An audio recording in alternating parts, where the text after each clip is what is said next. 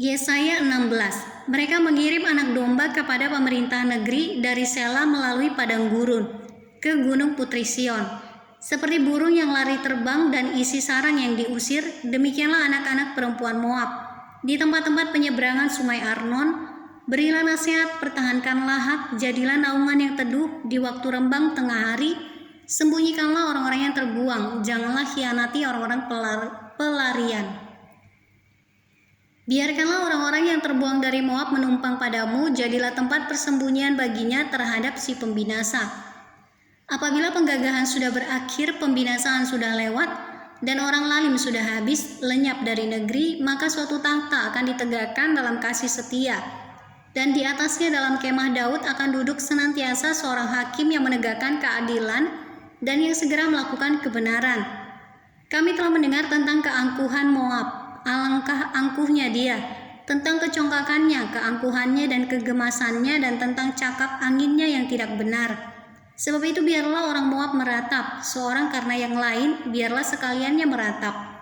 Mengingat kue kismis Kir Hareset, biarlah mereka mengaduh dan hancur luluh sama sekali.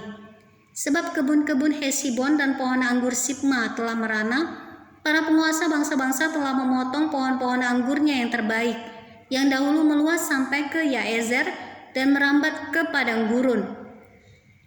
Ranting-rantingnya berserak sampai ke seberang laut. Sebab itu aku turut menangis dengan Yaezer karena pohon anggur Sibma. Aku mau membasahi engkau dengan air mataku, hai Hesibon dan Eleale. Sebab pada musim kemarau, tepat waktu panen, musuhmu menyerbu dengan pekik pertempuran. Telah lenyap sukaria dan sorak-sorak dari kebun buah-buahan, telah menghilang dari kebun-kebun anggur, tempik sorak dan sorak-sorai. Tiada pengirik anggur di tempat pemerasan, pekik mereka sudah berhenti. Oleh karena itu seperti kecapi mendengking, begitulah hatiku menjerit melihat keadaan Moab, dan batinku tergerak melihat keadaan Kir Heres.